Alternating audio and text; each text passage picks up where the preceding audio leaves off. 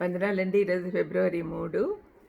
విస్తారమైన చేపలతో నిండిన వలల గురించి కొన్ని విషయాలు ధ్యానించుకుందాం. లూకా 5:4-7 వరకు. యేసుప్రభు బోధించుట చాలించిన తర్వాత, నువ్వు దోణిని లోతునకు నడిపించి చేపలు పట్టుటకు మీ వలలు వేయుడని సీమోనుతో చెప్పగా, సీమోను, ఏలినవాడ, రాత్రంతయు మేము ప్రయాసపడతాం గాని మాకేమీ దొరకలేదు. ఆయనను నీ మాట చొప్పున వలలు వేతునని ఆయనతో చెప్పాను. వారు అలాగ చేసి విస్తారమైన చేపలు పట్టిరి. అందుచేత వారి వలలు పిగిలిపోచుండగా వారు వేరొక దోణలోనున్న తమ పాలివారు వచ్చి తమకు సహాయం చేయవలనని వారికి సంజ్ఞలు చేసిరి. వారు వచ్చి 2 దోణలు మునుగునట్లుగా నింపిరి.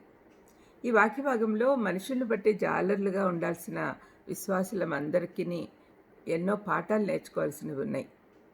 యేసుప్రభు తన శిష్యులను ఎన్నుకున్నప్పుడు వారందరినీ తాను మనుషులను బట్టే జాలర్లుగా చేస్తానని చెప్పాడు. సీమోను పేతురు, జబదేయి కుమారులైన యాకోబు, యోహాన్లను ప్రభు పిలువక ముందు జరిగిన సంఘటన ఇది. వారందరూ వ్యాపారపరంగా జాలర్లుగా ఉండేవారు. అంతకుముందు వారు యేసుప్రభుని గురించి, ఆయన చేస్తున్న అద్భుతమైన బోధన గురించి విని ఉన్నారు, కానీ వ్యక్తిగతంగా ఆయనను చూసి ఆయన చేసిన అద్భుతాలు అనుభవించే అవకాశం రాలేదు. ఇప్పుడు అవకాశం వచ్చింది. వాళ్ళ కళ్ళెదుటే గొప్ప అద్భుతం జరిగింది. వెంటనే వాళ్ళు సమస్తం వదిలి ఆయనను వెంబడించారు. ఈ వాక్య భాగం నుండి మనం నేర్చుకోవాల్సిన పాఠాలు చూద్దాం. మొదటిది, యేసుప్రభు అంటున్నాడు, లోతునకు నడిపించండి అంటున్నాడు. మనం సుఖంగా ఇళ్లలో ఉండిపోకుండా యేసుప్రభుని గురించి తెలియని వారి యొద్దకు వెళ్ళాలి. ఒక జాలరి ఇంట్లో కూర్చొని చేప రా అంటే రాదు కదా. మనం వెళ్ళి నీళ్ళల్లో వల వేస్తే అప్పుడు చేపలు వస్తాయి. అదేవిధంగా మనం బయట ప్రపంచంలోకి వెళ్ళాలి. యేసుప్రభు పునరుద్ధానుడై ఆరోహణం అవ్వకముందు తన శిష్యులతో మీరు సకల లోకానికి వెళ్ళి అని చెప్పాడు, కానీ మనం బయటికి వెళ్ళాలి. చుట్టుపక్కల వారి యొద్దకు కానీ ఇంకా దూర ప్రాంతంకు కానీ వెళ్ళాలి. యేసుప్రభుని ఎరుగని వారి దగ్గరికి వెళ్ళాలి. రెండవది, చేపలు పట్టుటకు మీ వలలు వేయుడి అని చెప్తున్నారు ఆయన. మన వల మనకివ్వబడిన గొప్ప సువార్త అనే విత్తనాన్ని వారి హృదయాల్లో విత్తినప్పుడు వారు పట్టబడతారు. పరిశుద్ధాత్ముడు వారిని పాపపు ఒప్పుకోలు వైపు నడిపిస్తాడు. మూడవది, సీమోను పేతురు వలలు వేయుటకు పెద్ద ఆసక్తి లేనివానిగా ఉన్నాడు ముందు, కానీ ఎందుకంటే రాత్రంతా దొరకలేదు కాబట్టి. యేసయ్యకు విధేయత చూపించాడు. నీ మాట చొప్పున అంటున్నాడు. మనం విధేయత చూపిస్తున్నామా అని మనల్ని మనం ప్రశ్నించుకోవాలి.